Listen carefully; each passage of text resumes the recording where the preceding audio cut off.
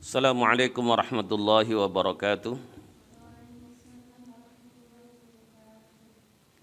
Ila hadratin Nabi Mustafa sallallahu alaihi wasallam thumma ila hadrat ikhwanihi minal anbiya'i wal mursalin wal awliya'i wasyuhada'i was salihin wal ulama'i lamilin thumma arwahil muslimin wa muslimatul mu'minin wal mu'minat min masyarikil ardi ila magharibiha barriha wa bakhriha khususan aba'ana wa ummahatina wa ajdadana wa jaddatina wa masyayikhana wa masyaikha masyayikhina wa nahusul husus ila hadrati ruhi Syekh Ahmad ibn Ali ibn Hajar al-Asqalani wa Syekh Abdul Karim wa Syekh Ahmad Marzuki wa Syekh Makhrus Ali wa Syekh Ahmad Idris Marzuki wa Syekh Makhrus Ali wa Syekh Idris Marzuki wa Syekh Maya Makhrus wa Syekh Abdul Aziz Mansur wa Syekh Masum Jauhari wa Syekh Maftuh Bastul Birri thumma ila hadrati ruhi Syekh Mansur Adnan wa Karbani Anwar wa Syekh Bambang Suprayugi wa Syekh Imam Supramo wa Syekh Abdul Malik Safi wa Syekh Abdul Malik Bakhri wa Syekh Ilham Nadir wa Syekh Halim Samsiri wa Syekh Halim Turmudi wa Syekh Mustafa thumma ila hadrati ruhi Syekh Masrukhin wa Syekh Abdul Hafiz Satori wa Syekh Farhan wa Syekh Masum wa Syekh Kusri thumma ila hadrati ruhi Ummi Hajar Sakona binti Ahmadi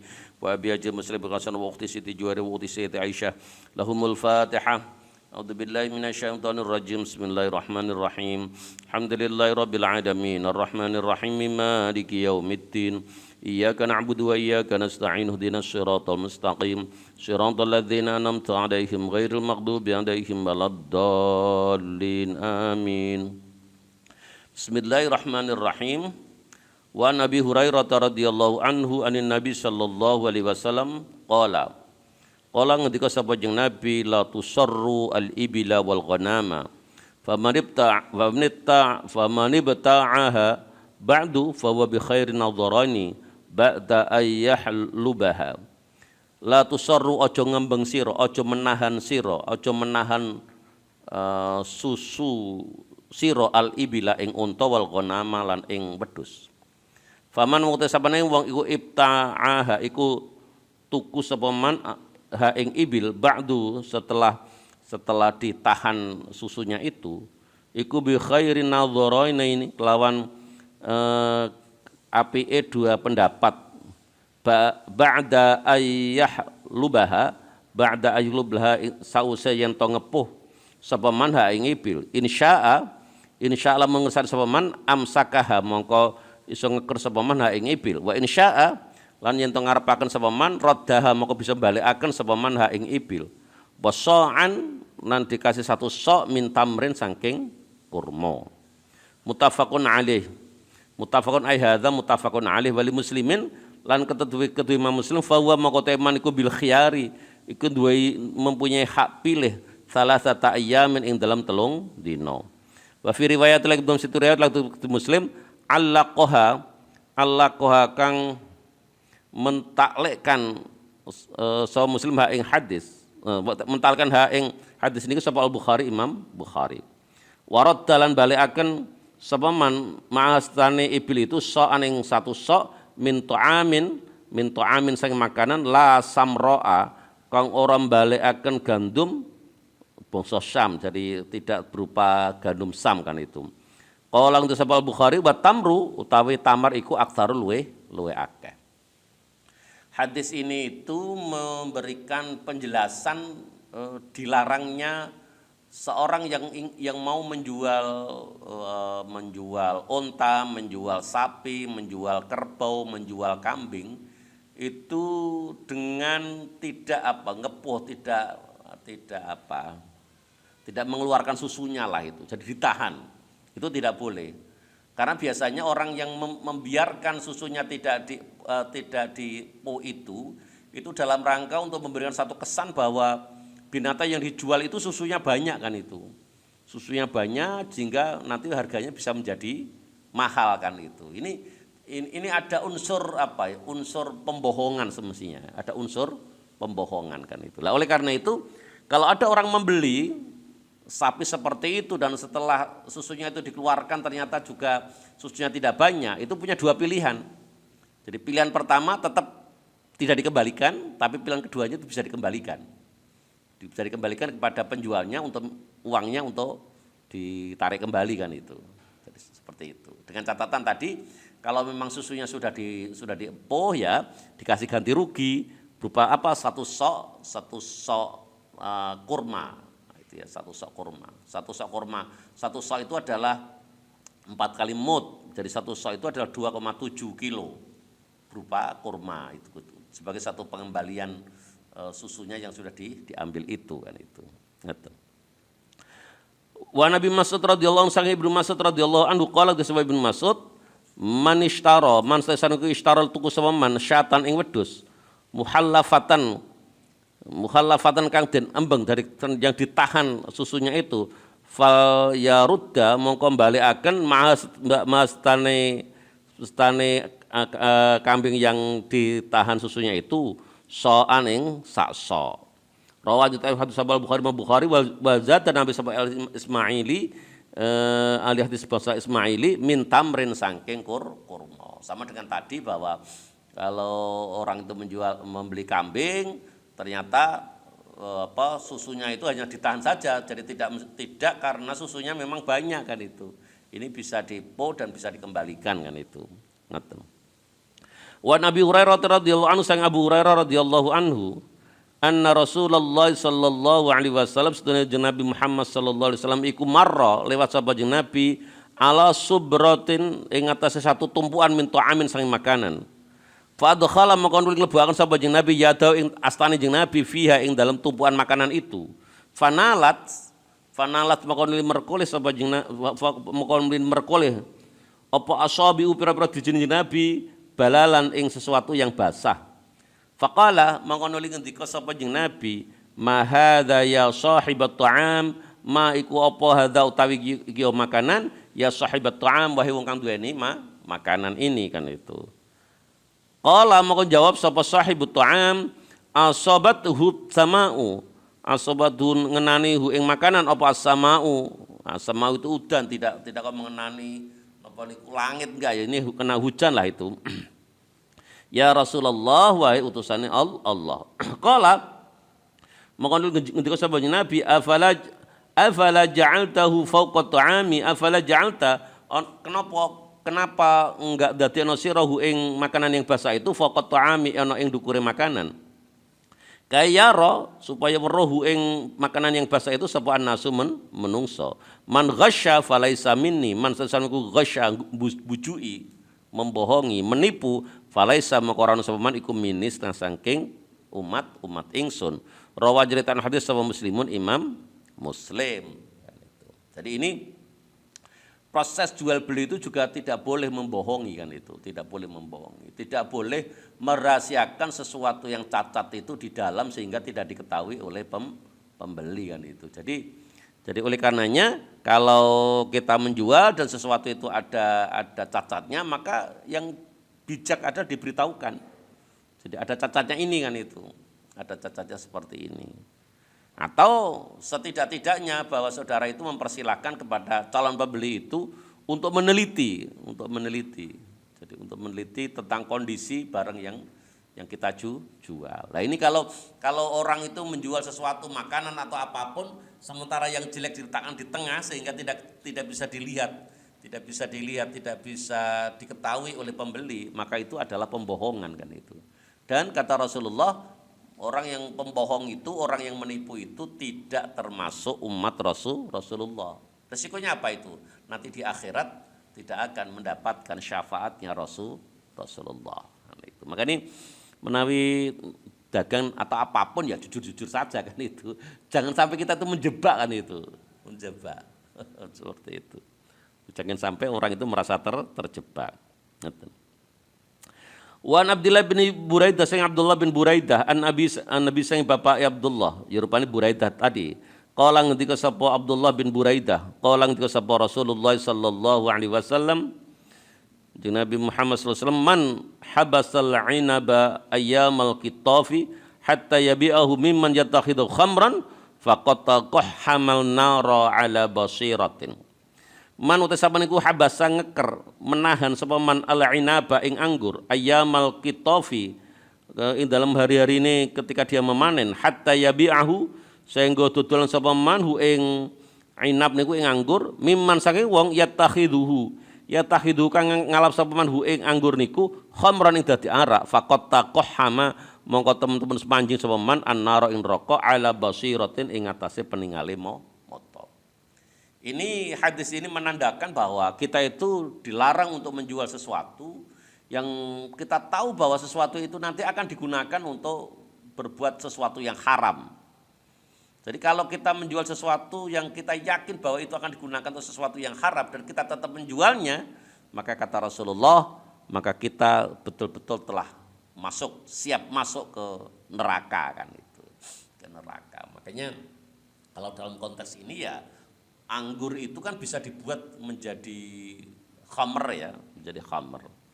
Jadi akhirnya nanti ketika jadi khamr diminum ya memabukkan, dan kalau memabukkan hukumnya menjadi haram kan itu. Nah ini kalau ada orang yang tahu seperti itu dan jelas-jelas nanti akan digunakan untuk hal-hal yang melanggar kan itu dan tetap dibantu, maka itu dia menjadi masuk neraka kan itu. Dulu ada pernah satu konteks yang lain kan itu. Jadi saya punya teman, kebetulan dia lulusan Al-Azhar ya. Lulusan Al-Azhar dari Lirboyo, dan ketika di Lirboyo senantiasa jadi Rois Am, pinter teman kita itu pinter. Itu pernah ketika ada tes masuk dosen ya, tes masuk dosen. Itu ada panitia itu yang minta teman-teman saya itu untuk mengerjakan soal. Dan orang yang meminta mengerjakan soal itu mengatakan, ini Pak, akan digunakan sebagai kunci jawaban. Agar panitianya nanti tidak kesulitan, apa sih jawaban-jawaban yang benar, tolong dikerjakan ya. Nah, itu dia cerita ke saya kan itu, Apa betul Pak Lidi? Saya itu diminta untuk mengerjakan ini kan itu. Ya saya kasih tahu sampean dibohongi kan itu, sama dibohongi. Pada masa dulu, pada masa Orde Baru ya, sebelum pada masa ini yang paling ketat pada masa Jokowi ini kan itu. Jadi sistem rekrutmen pegawai negeri sekarang itu ketat sekali kan itu. Karena ada yang namanya TKD. Itu tes computerized yang tidak bisa orang itu petung kepada pejabatnya, tidak bisa. Karena begitu nanti orang mengerjakan soal, nanti begitu selesai itu langsung nilainya keluar kan itu. Ini keluar. Kalau mau ngakali berarti ngakali sistemnya kan itu. Jadi tidak bisa. Hebat sekali lah itu, hebat sekali. Nah, dulu kan enggak, dulu itu kan tes ya, tes tulis, tes wawancara kan itu. Ini bisa misalkan sampean calon dosen misalkan saya rektornya atau saya ketuanya kan itu. Dan sampean petung saya kan itu. Pak, kalau saya masuk saya kasih sekian kan itu.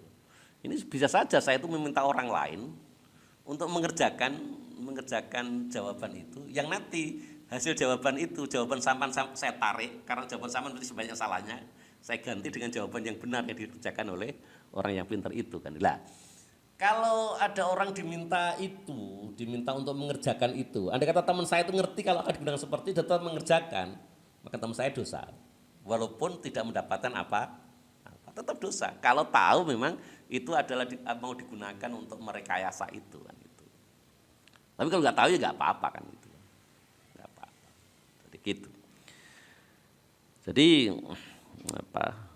kalau kita ngerti sesuatu itu akan digunakan untuk berbuat curang dan kita tetap memfasilitasi, ya neraka lah itu. Termasuk kalau ada orang itu punya anggur dan anggurnya itu dijual kepada orang yang dia tahu kalau anggur itu mau diproses menjadi khamr kan itu, menjadi arak, maka orang yang menjual itu faqad taqahhaman nara ala basiratin. Rawahu Tabrani fil Awsat bi isnadin hasan, dengan sanad yang bagus. Wa Aisyah radhiyallahu anha qala ketika sapa Aisyah, qala ketika sapa Rasulullah sallallahu alaihi wasallam, al kharaju bidomani, al kharaju utawi pengeluaran iku bidomani kelawan tanggungan atau kelawan tempui.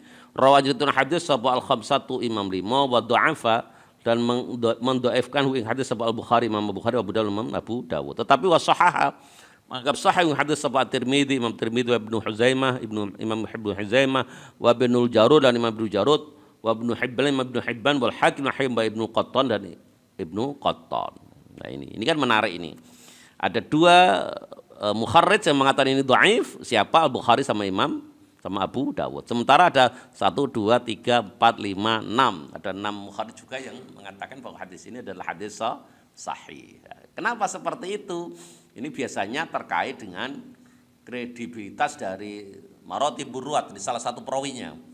Jadi ada satu perawi yang oleh Bukhari sama Abu Dawud dikatakan dia lemah, tetapi oleh mukharij yang lain itu dikatakan dia thiqah kan itu. Memang Imam Tirmidzi itu terkenal sebagai mukharij yang tasahul. Jadi orang yang mempermudah. Sama dengan dosen kan gitu kan dosen itu. Kalau sama nanti sudah kuliah offline tidak online kan itu, sampai ditugaskan untuk membuat makalah, sama presentasi itu ada dosen yang tidak pernah mengkritik kan itu. Ketika ditanya bagaimana Bapak makalah saya, sudah bagus itu, nah, gitu kan itu. Berarti dia termasuk tipologi dosen yang tasahul kan itu, yang tidak banyak melihat kesalahan-kesalahan mahasiswa, baik terkait dengan makalahnya maupun terkait dengan presentasinya. Tapi ada juga dosen itu yang tawasud, kan itu tawasud itu tengah-tengah moderat.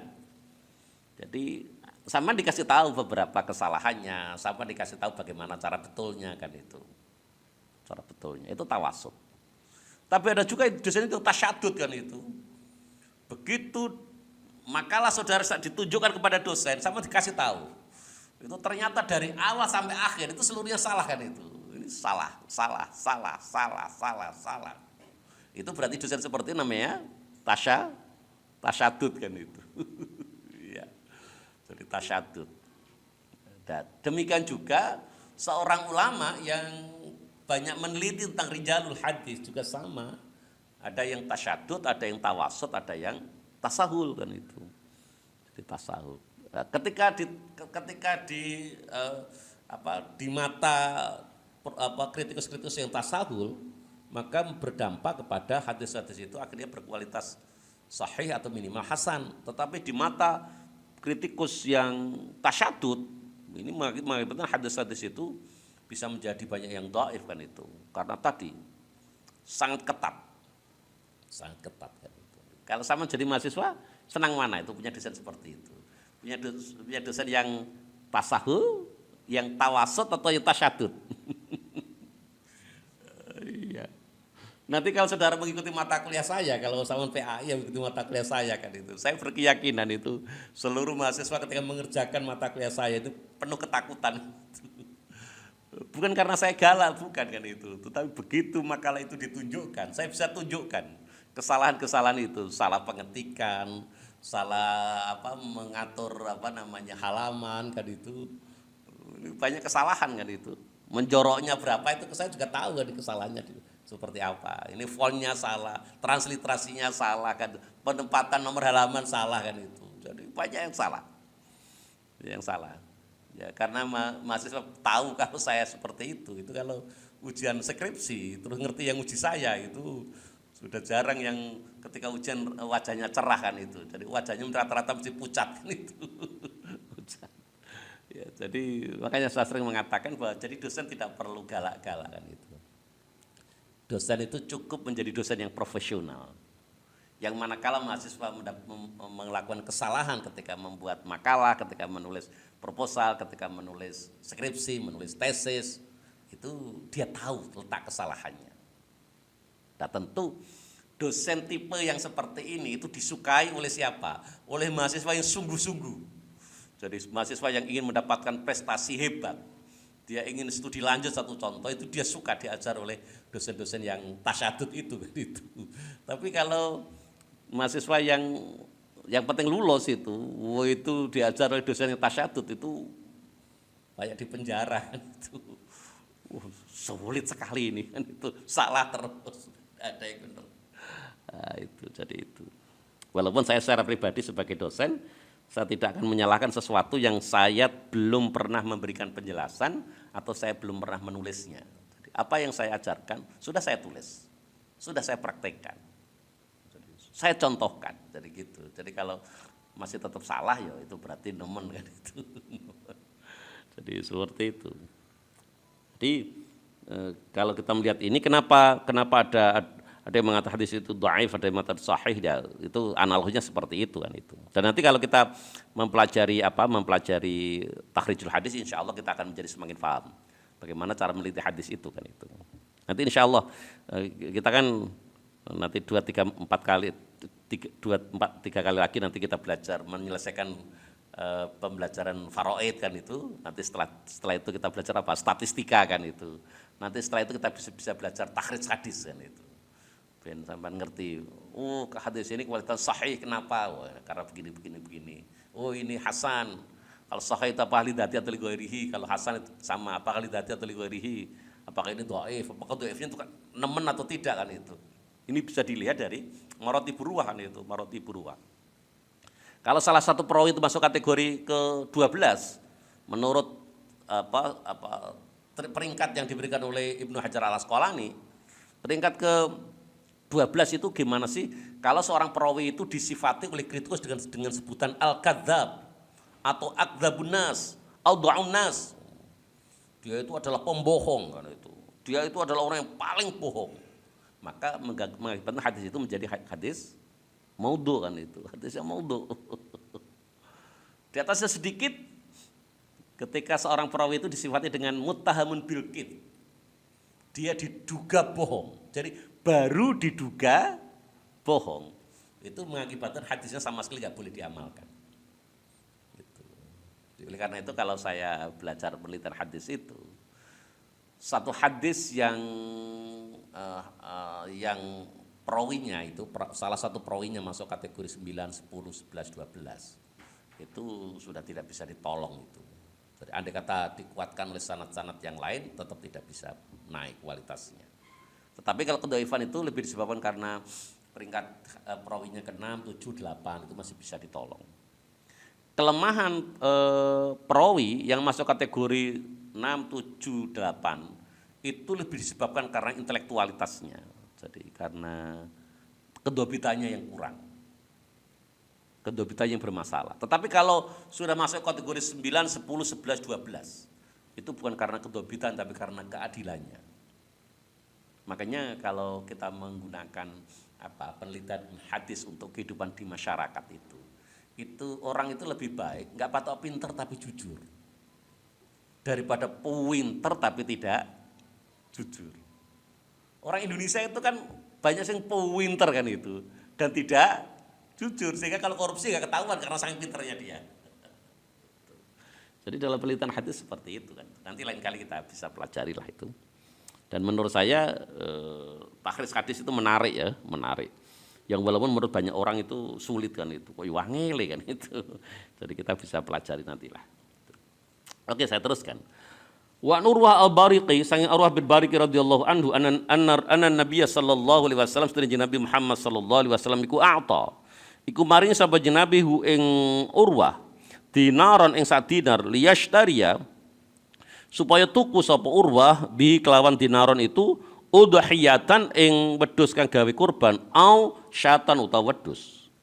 Fashtara maka tuku sapa Urwah bi kelawan dinaron syataini ing rong wedhus.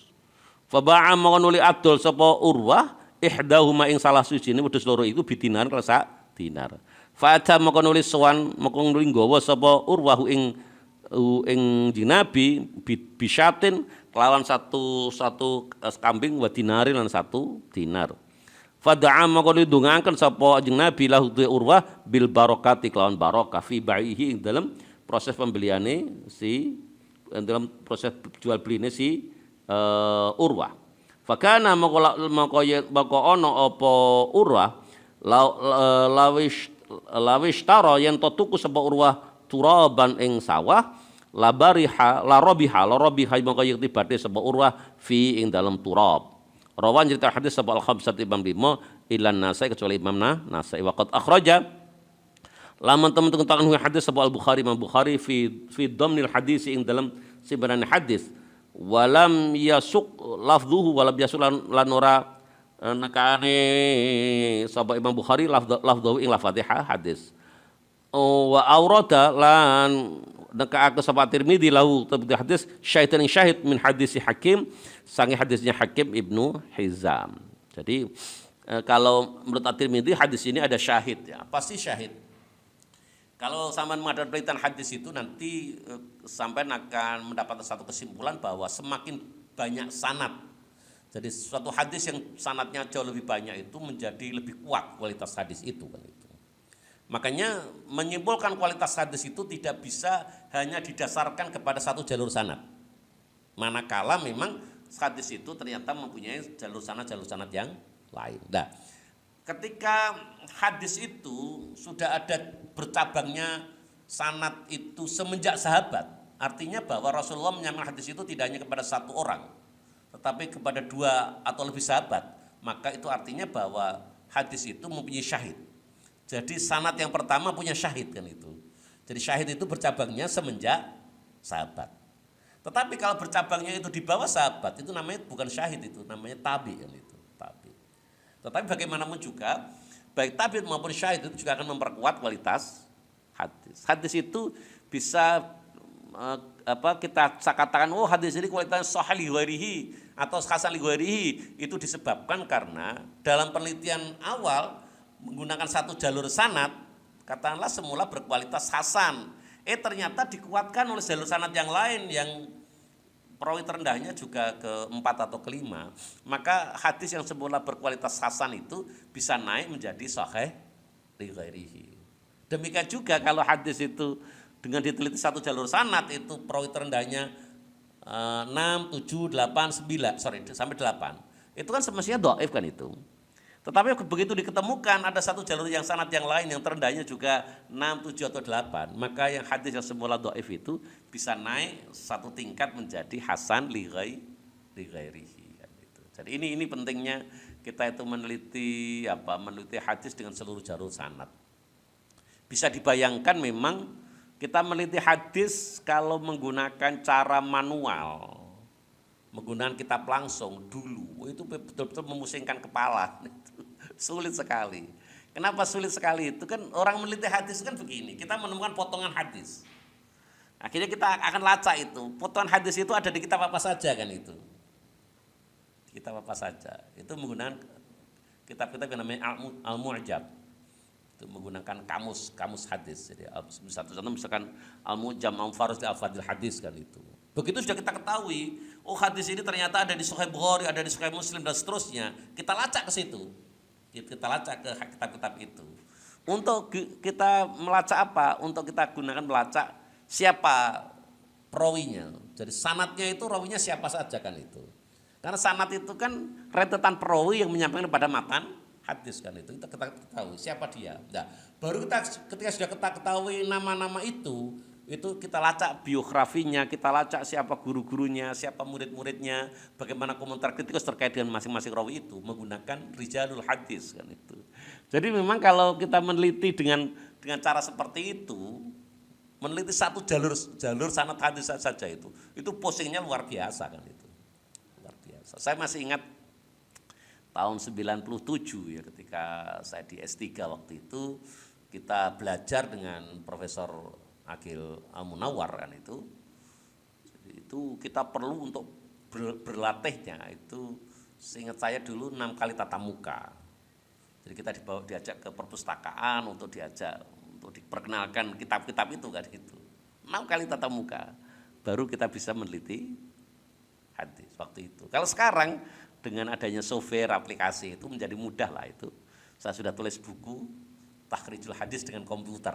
Jadi sekarang menjadi mudah kan itu. Kalau yang dulu sulit-sulit itu sekarang menjadi banyak yang mudah. Hanya karena sekarang banyak yang mudah, orang itu akhirnya ogah-ogahan kan itu. Alah gampang kan itu. Seperti itu.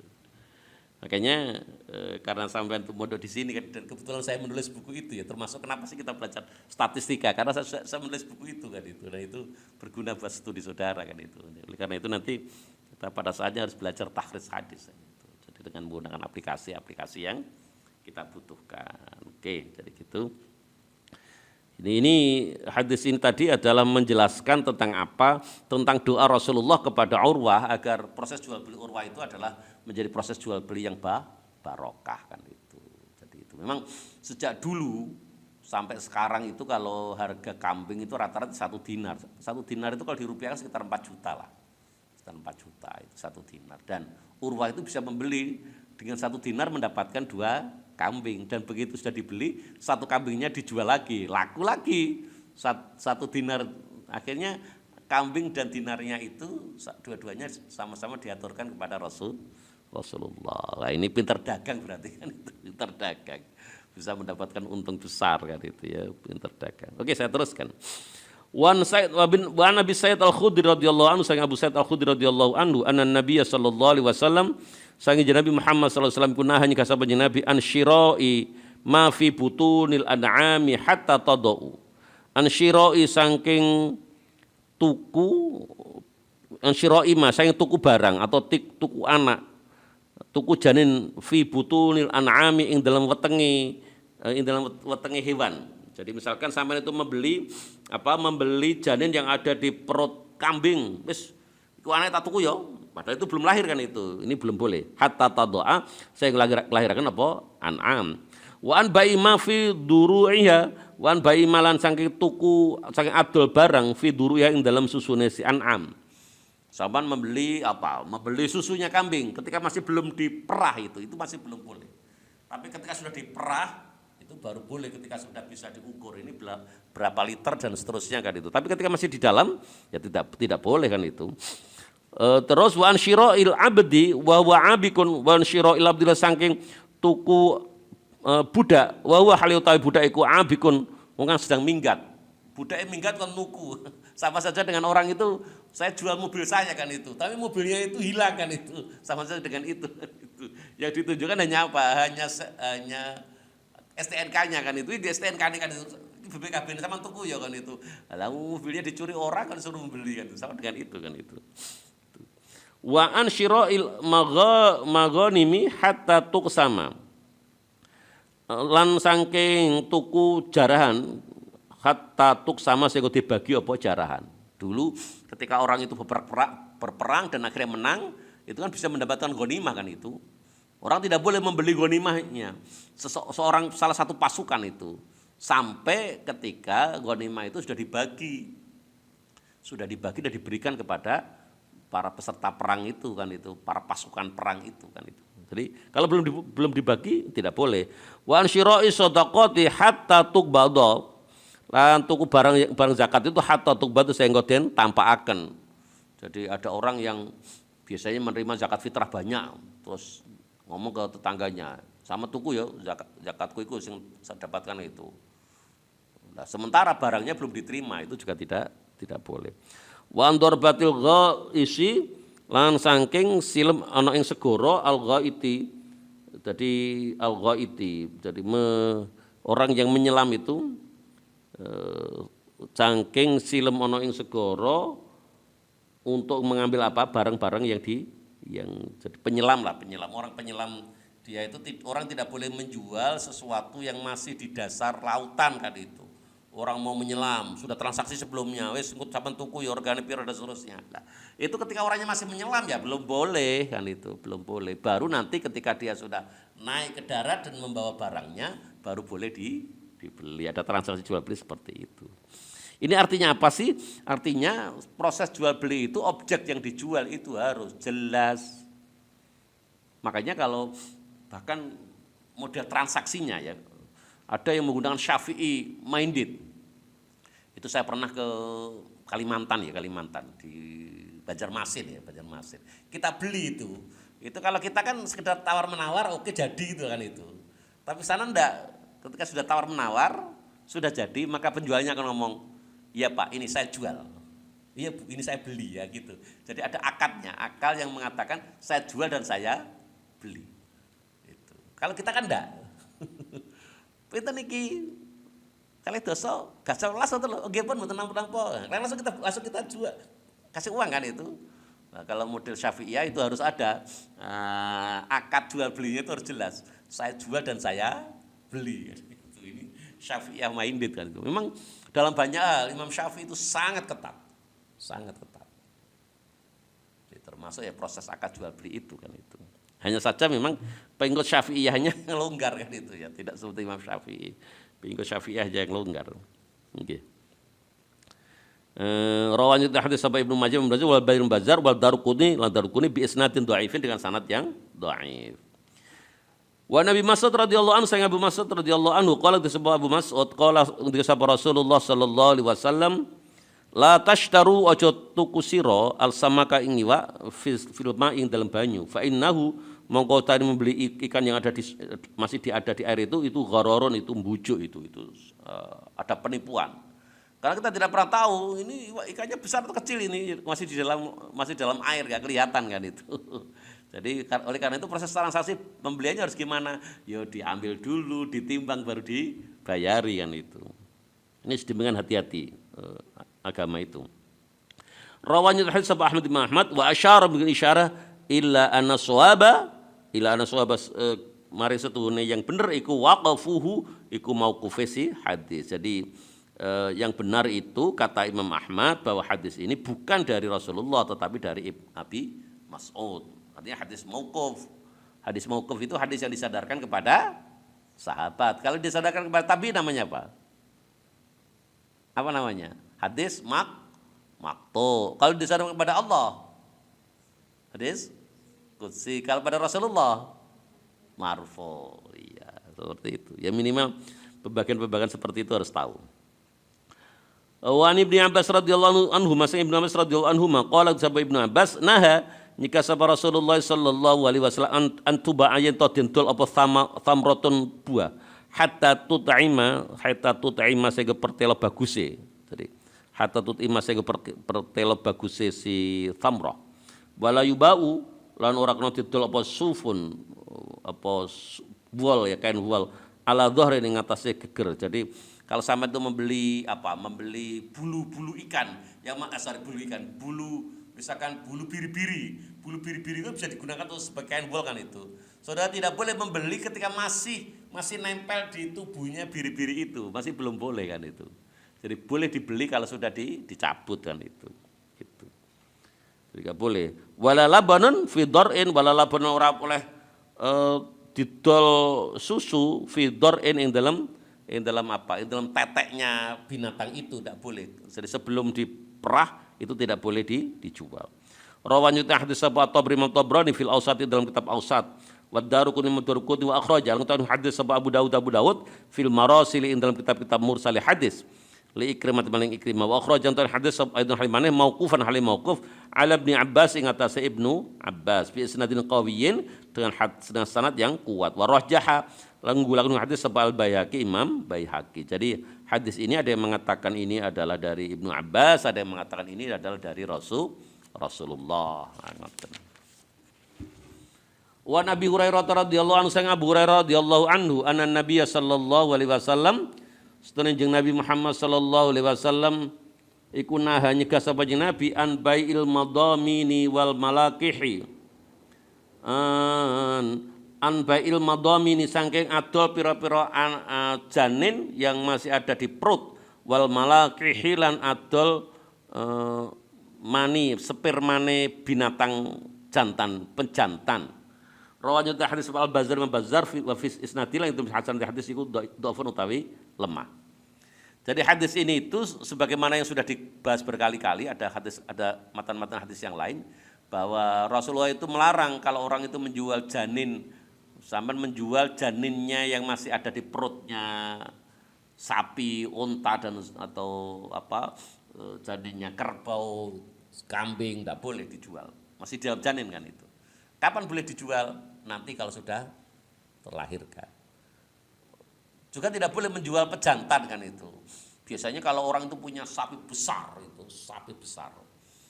Dan orang-orang itu kan yang punya sapi betina itu kan pengen nanti kalau punya anak biar sapinya besar kan itu, sehingga dicarikan pejantan-pejantan yang besar. Itu tidak boleh. Yang punya sapi jantan itu menjual proses pembuahan itu tidak boleh kan itu. Semuanya enggak boleh dijual. Jadi enggak boleh menjual spermanya sapi jantan itu kan itu. Sama saja dengan orang itu tidak boleh menjual darah. Darah tidak boleh dijual karena darah itu najis kan itu. Loh itu Pak, kalau orang transfusi darah kok bayar lah, itu menurut PMI pembelian itu tidak membeli darahnya tapi membeli apa? Jasanya. Jasa untuk mengambil darah itu kan itu. Jadi seperti itu kan itu. Barangkali kalau orang dikela seperti itu bukan seperti itu. Saya enggak menjual maninya kan itu. Tapi kan saya memberikan makan ini kan, sapi jantan ini saya kasih makan. Ya Mbok kalau pengen dibuahi itu ya ikut nanggung makanannya lah, mungkin seperti itu. Tapi kalau yang niatnya jual spermanya enggak boleh kan itu. Yang terakhir, hadis yang terakhir dari syarat-syarat jual beli dan hal yang dilarang dalam jual beli.